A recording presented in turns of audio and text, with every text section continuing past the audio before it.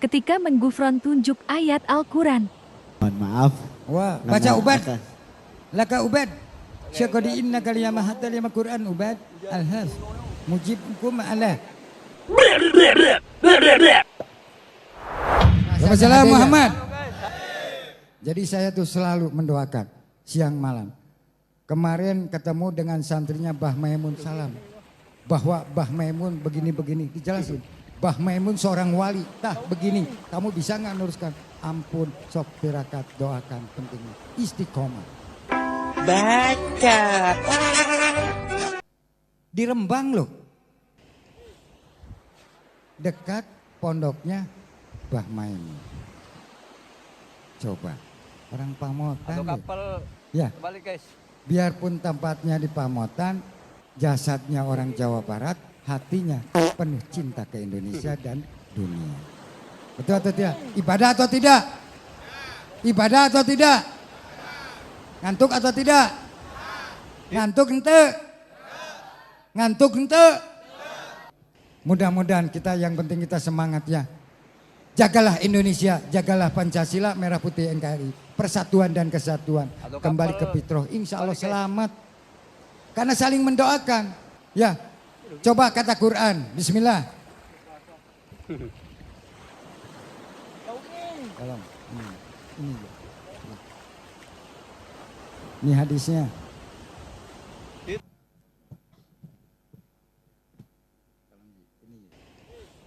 Mohon maaf. Wah, baca Ubad. Laka Ubad. Syakodi inna kaliyama hatta lima Quran Ubad. Al-haf. Atau kapal Mujibkum ala. balik guys. Bahasanya ada ya. Jos ya bahasanya gufron. Pengen ngaji langsung ke gufron. Datang ke gufron. Biar pintar kitab, pintar Quran. Di sini tempatnya hubat Quran dan kitab insya Allah. Orang Pamotan biar canggih semua. Assalamualaikum Muhammad. Bismillahirrahmanirrahim. Al-Quran surat ke-19 surat Maryam ayat 29. A'udzu billahi minasyaitonir rajim. Bismillahirrahmanirrahim. Fa asyarat ilaihi qalu kaifa nukallimu man kana fil mahdi sabiyya. Yang artinya maka Maryam menunjuk kepada anaknya yakni Isa, mereka berkata, bagaimana kami akan berbicara dengan anak kecil yang masih dalam ayunan. Ini menceritakan salah satu mukjizat Nabi Isa ketika masih dalam ayunan. Kan Siti Maryam itu kan beliau melahirkan anak tanpa ayah. Dan kemudian ada perintah Allah supaya sembunyi di hutan. Kemudian ada perintah lagi itu kembali ke pedesaan. Nah, ketika kembali itu ada perintah dari Allah. Kalau ada orang yang bertanya tentang siapa si fulan ini atau Nabi Isa yang dilahirkan, kamu gak usah jawab. Cukup bayi ini yang menjawab. Nah pada waktu itu termasuk Nabi Isa itu makanya yang bisa ngomong di waktu masih di Mahdi atau masih dalam ayunan. Nah hal seperti ini kalau bukan karena hasil ibadah taqarrubnya kepada Allah nggak bisa. Model kayak kita ya nggak bisa. Masih jauh kalau kita seperti ini. Ini hasil daripada orang-orang ahli ibadah yang mukhlisin. Bukan mukhlis lagi, mungkin mukhlas yang tahapannya sudah betul-betul karena Allah Subhanahu wa taala. Bismillahirrahmanirrahim. Hadza kitab Sahihul Bukhari, kitab hadis yang tersahih setelah Al-Qur'an.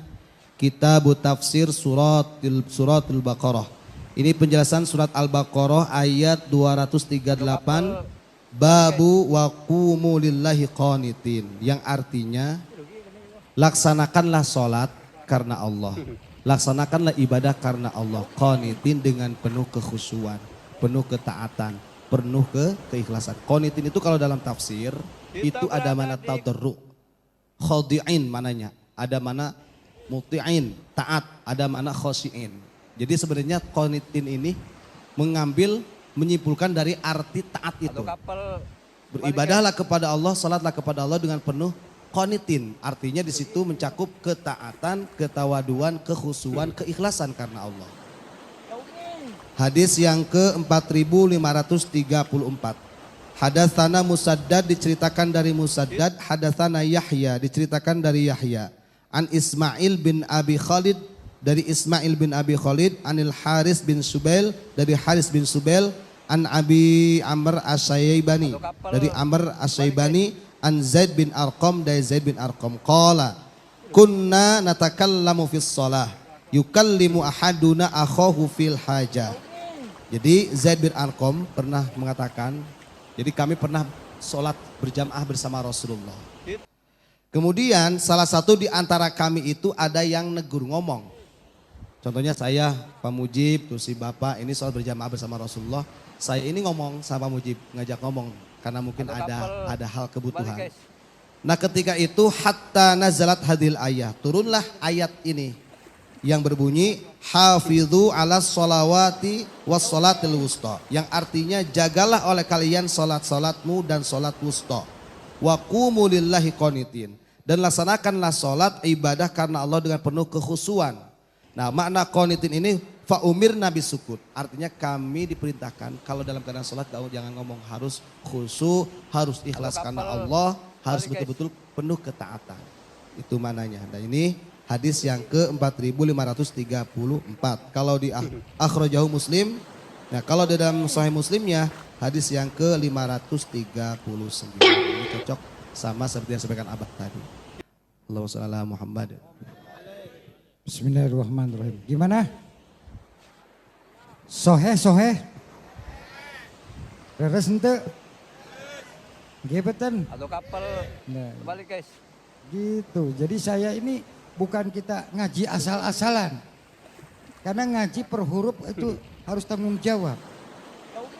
Makanya kita benar-benar cinta kepada Rasulullah, cinta semua kepada Nabi, jelas kok. Ibadah. Injil, Taurat, Zabur, Quran itu kan aduh luar biasa. Makanya kalau kita benar-benar insya Allah barokah. Atau kapal. Balik guys.